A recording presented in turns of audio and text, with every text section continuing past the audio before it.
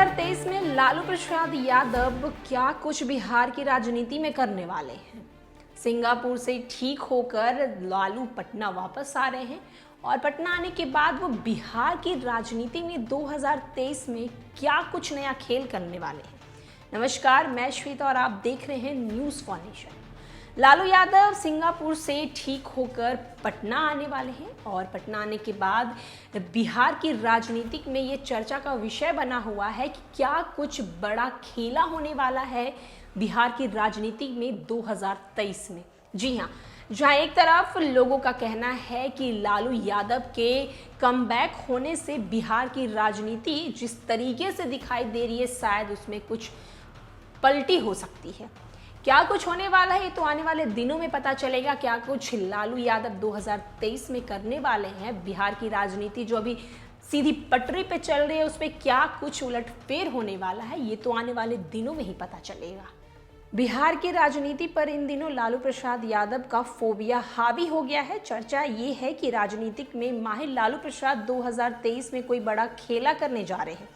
स्थिति तो ये बन गई है कि लालू प्रसाद के आगमन के पहले ही वर्तमान में परिदृश्य में उनकी चुनौतियों का जिक्र जोरों शोरों से चल रहा है। इन चुनौतियों में मंत्री परिषद विस्तार और प्रोफेसर चंद्रशेखर का रामचरितमानस पर दिया गया बयान और अगड़े पिछड़े की राजनीति को लेकर कर दिया गया बयान शामिल है।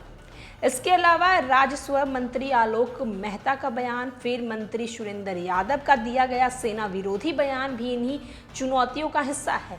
खास तौर पर पूर्व मंत्री सुधाकर सिंह के वो बयान जो मुख्यमंत्री नीतीश कुमार की कृषि नीति को खराब ठहराता है। जिस तरह से लालू प्रसाद ने लंबे समय स्वास्थ्य लाभ के लिए संघर्ष करते हुए बिताया है, उस हिसाब से उनका शरीर भाग दौड़ की राजनीति करने का इजाज़त तो नहीं देगा।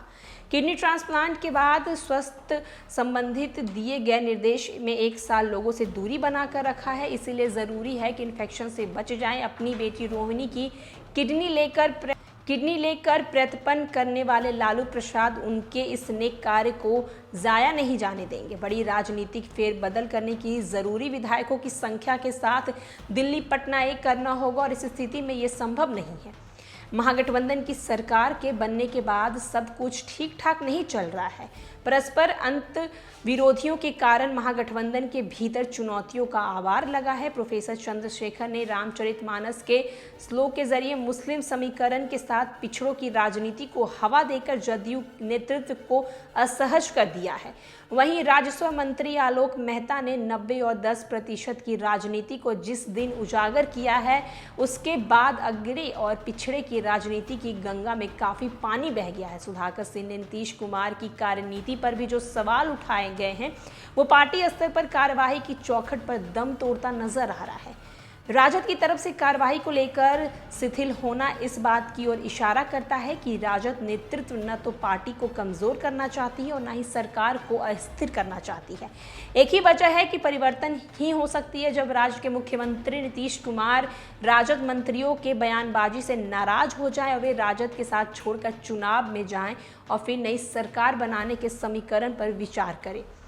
वहीं हम आपको बताते चलें कि लालू प्रसाद के स्वदेश लौटने से राजनीति में कोई परिवर्तन नहीं होने जा रहा है। बयानवीर राजद नेताओं को लालू प्रसाद के फोन कर उनकी हैसियत बता सकते हैं। लालू प्रसाद और नीतीश कुमार की राजनीति को जो जानते हैं वो ये भी जानते हैं कि नीतीश कुमार बिना लालू प्रसाद से बातचीत किए बगैर 2025 में तेजस्वी यादव को नेतृत्व सौंपने की बात नहीं कर सकते। हाँ, सरकार बदलने की थोड़ी भी संभावना हो वह नीतीश कुमार के तेवर पर ही निर्भर करता है। आने वाले चुनाव में क्या कुछ लालू प्रसाद यादव करने वाले हैं ये तो देखना होगा, लेकिन फिलहाल ये कयास लगाया जा रहा है कि लालू प्रसाद जो हैं वो जिस तरीके से स्वस्थ होकर लौटेंगे पटना, उसके बाद उन्हें थोड़ी आराम करने की ज़रूरत है। राजनीतिक में ज़्यादा कुछ तो नहीं कर पाएंगे, लेकिन ये भी कहा जा रहा है कि शायद लालू प्रसाद कुछ ऐसा गेम खेल जाएं जिसके बाद बिहार की राजनीति में खेला हो जाए।